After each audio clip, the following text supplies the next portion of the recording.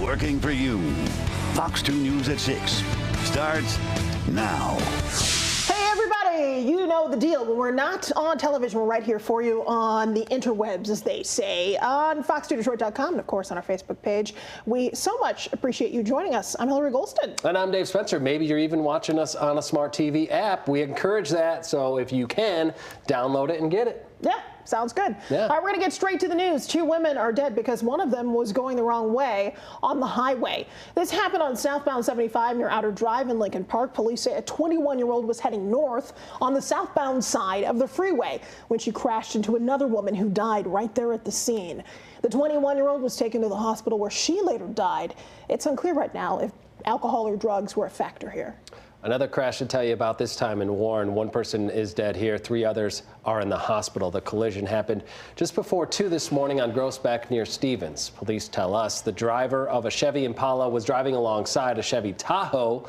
Both cars made contact with one another and crashed. The Tahoe, with 4 people inside, rolled over. All 4 were ejected, we're told. The driver died at the scene. 3 others were taken to the hospital in serious condition. The driver of the Impala did stay at the scene, we're told, but was arrested. Police believe reckless driving and alcohol were likely a factor in the crash, as it remains under investigation. And some new information tonight to tell you about the car which crashed into a Walmart in Canton on Friday. 5 people, including the driver of that car, have been released from the hospital. They were originally taken to the hospital with non-life-threatening injuries. 3 others were checked out by paramedics on the scene and denied any additional treatment.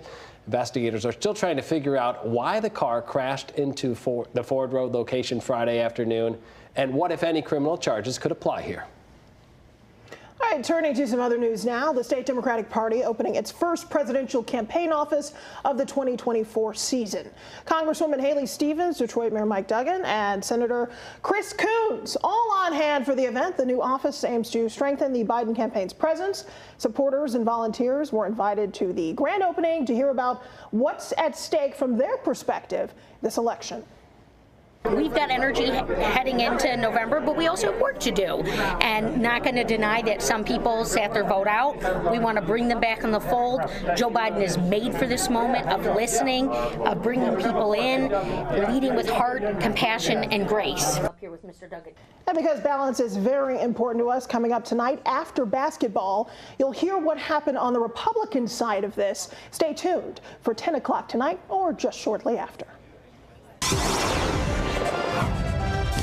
It was nice out. It was, it started out, I was kind of like, oh, I don't know, is it going to make it there? And then by this afternoon, it got downright nice. Yes, it did. It did. It was lovely out there. So let's check in with our weather authority and meteorologist, Stephanie Mead. Hey, Steph. Hey, guys. Yeah, great day today. Gets even better as we head through the day tomorrow. Temperatures should reach the 68-degree mark. We topped out at 53 today. The record at 63 set back in 1882. The average usually in the 40s. So numbers as a whole, not bad, and we're going to continue to see those numbers warm as we head through the next couple of days. Again, that 60-degree mark not out of reach as we head through the day tomorrow. And as we continue to see that warmer air move in, we could possibly be talking temperatures near the 70-degree mark heading through the next several days. Next system should arrive as we head through the later part of your work week, too. So not necessarily seeing huge issues, though, over the next 24 to 36 hours. Here's our look right now. We're in the upper 40s to near 50 degrees, 49 in Detroit, 52 Saginaw. Seeing nothing on radar at the moment, and it's quiet here across central parts of the U.S.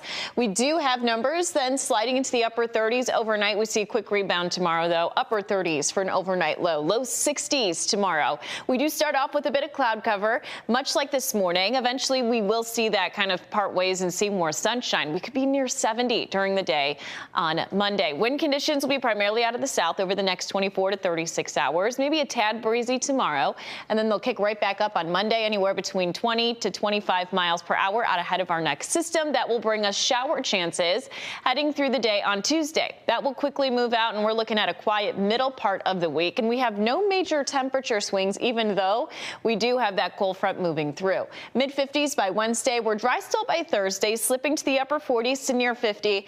Quick rebound, though, as we head through the end of the week, and then possibly a potent weather maker as we head into into next weekend with slightly colder temperatures.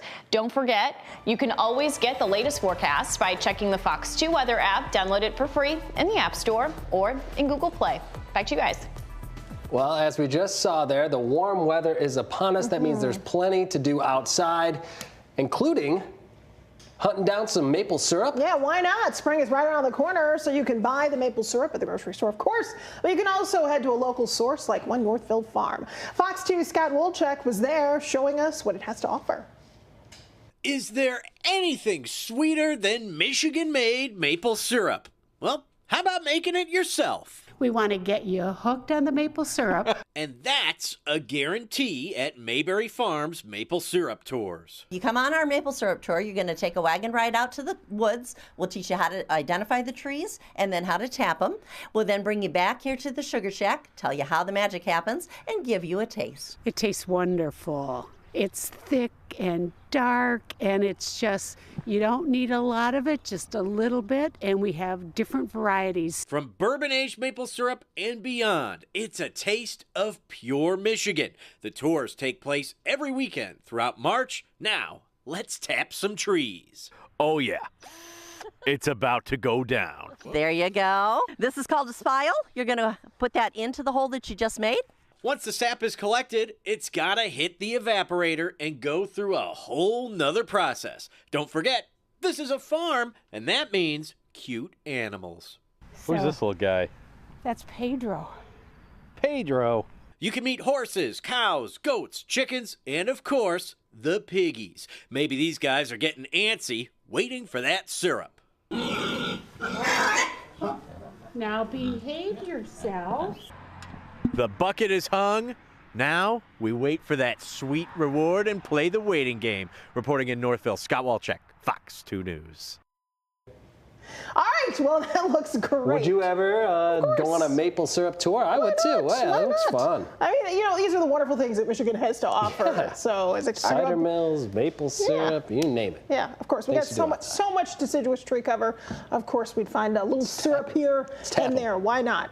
All right, well, that's going to do it for us here on the H2 Show. We'll be back here around 10 o'clock after basketball. So we hope you'll join us then. Yeah, go green, huh? See you then. Bye. Bye.